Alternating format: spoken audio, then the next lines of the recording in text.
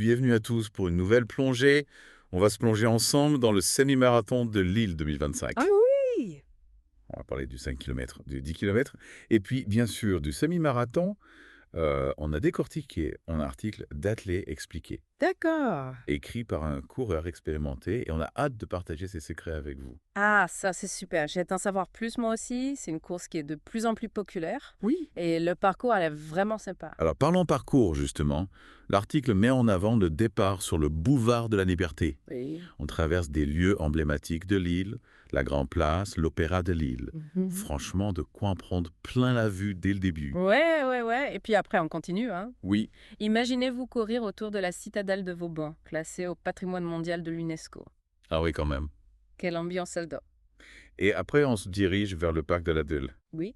Et ça, l'auteur le souligne, cette partie ombragée l'a bien aidé lors d'une édition caniculaire. Ah. Donc c'est important. C'est un point important à prendre en compte. Oui, surtout pour ceux qui sont sensibles à la chaleur. Tout à fait, tout à fait. Un détail qui a son importance. Ouais. Et puis pour finir en beauté, hein, on traverse le quartier Aura Technologies, symbole du dynamisme de Lille, avant d'arriver place de la République. Ah oui, une arrivée assez majestueuse. Ouais, c'est ça. Et pour ceux qui préfèrent des distances plus courtes, il y a le 10 km labellisé Heure, Mhm. qui passe devant le stade Pierre-Mauroy, Ouais. avec une ambiance survoltée, j'imagine. Ah oui, ça doit être toi, ça. Et puis le 5 km plus accessible, qui serpente à travers le vieux Lille.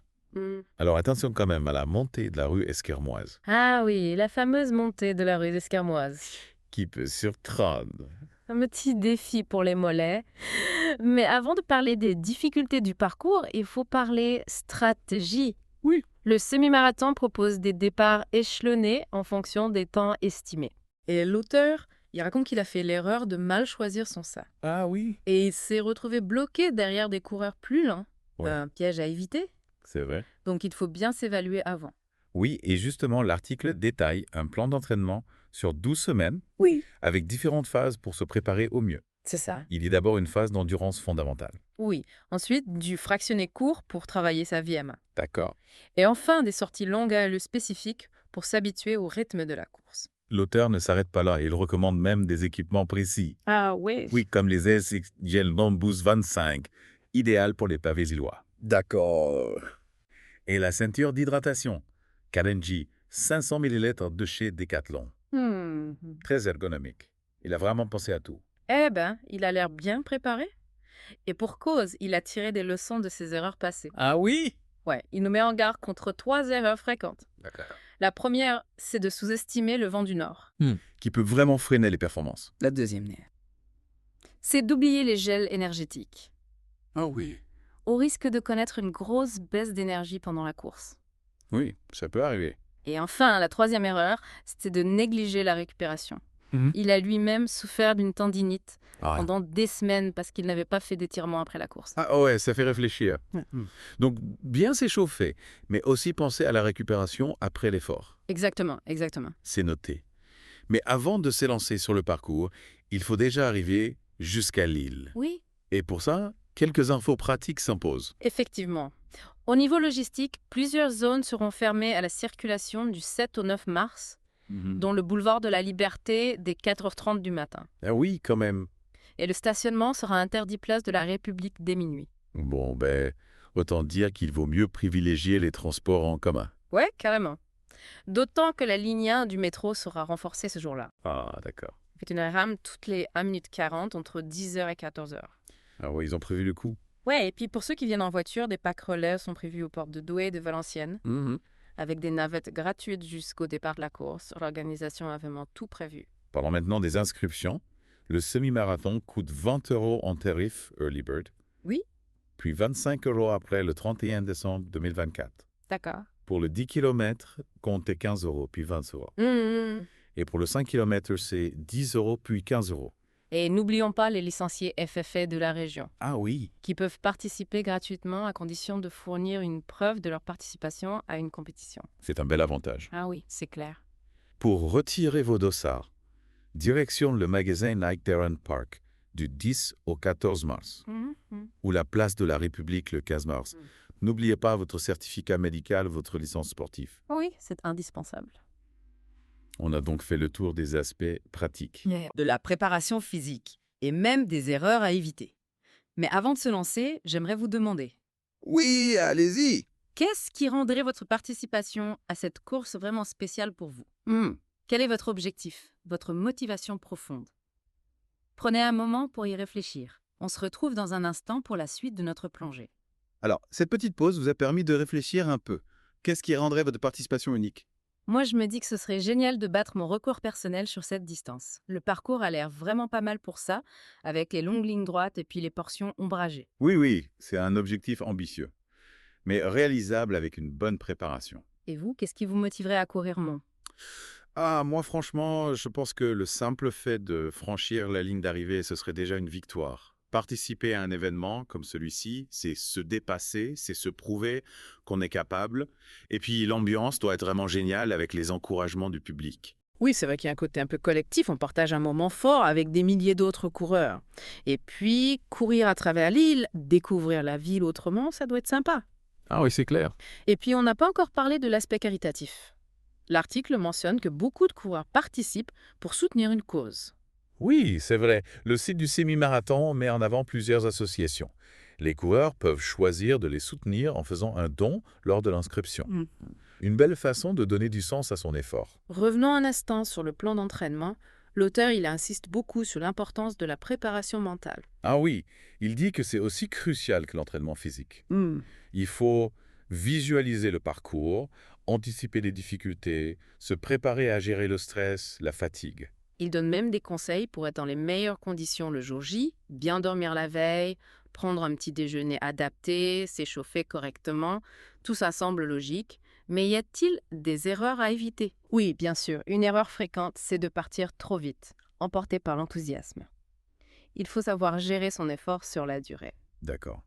Et si on se sent dépassé pendant la course, si les choses ne se passent pas comme prévu L'auteur, il conseille de ne pas paniquer, de s'adapter, d'écouter son corps. Il ne faut pas hésiter à ralentir le rythme si nécessaire.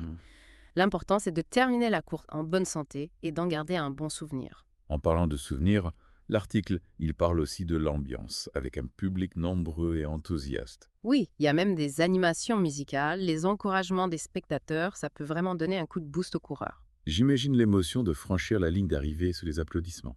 Ah oui, ça doit être quelque chose. Et toute l'organisation autour de la course a l'air vraiment impressionnante. Des bénévoles, des équipes médicales, des points de ravitaillement. Ouais, tout est mis en œuvre pour que les coureurs puissent se concentrer sur leur performance et vivre une expérience inoubliable. Et après la course, il y a le village d'arrivée avec des stands de restauration, des animations. Oui, de quoi fêter sa réussite et partager ses impressions. On a beaucoup parlé du semi-marathon, mais n'oublions pas les autres courses, le 10 km et le 5 km. Qu'est-ce qui les rend uniques? Le 10 km, labellisé or par la FFR, attire les coureurs confirmés, le parcours est rapide, et puis il y a une super ambiance au passage devant le stade Pierre-Mauroy. Et le 5 km? Le 5 km, c'est parfait pour les débutants ou ceux qui veulent profiter de l'ambiance. Le parcours traverse le Vieux-Lille avec ses rues pavées et son charme. C'est une belle façon de découvrir la ville. C'est vrai que le semi-marathon de Lille semble attirer des coureurs de tout niveau, avec des motivations différentes. Exactement. Il y a ceux qui visent un chrono, ceux qui courent pour le plaisir, ceux qui veulent se dépasser. C'est cette diversité qui crée l'ambiance. Au-delà de l'aspect sportif, l'événement a aussi des retombées économiques importantes pour la ville. Tout à fait. Il attire des touristes, il dynamise l'économie locale. D'ailleurs, l'organisation met en place des initiatives pour minimiser l'impact environnemental de la course. En utilisant des matériaux recyclables, en promouvant les transports en commun. C'est important de concilier sport et respect de l'environnement. On peut aussi saluer le rôle des sponsors. Et des bénévoles, bien sûr. Oui, sans qui rien ne serait possible. Avant de passer à la dernière partie, j'aimerais revenir sur un point. On a parlé de l'importance de bien choisir son stade de départ, mais comment être sûr de ne pas se tromper? Ah oui, c'est une excellente question. On va justement aborder ce point dans la troisième partie de notre plongée. Restez avec nous. On poursuit notre exploration du semi-marathon de Lille. On parlait de set de départ. Comment éviter de se retrouver coincé? Ah oui, c'est important de bien choisir son set.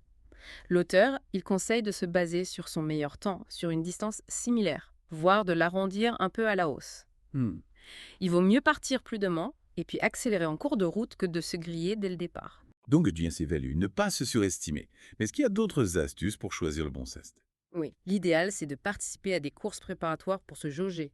Et puis sur place, observer les autres coureurs dans son sas, voir s'ils ont un niveau similaire au sien.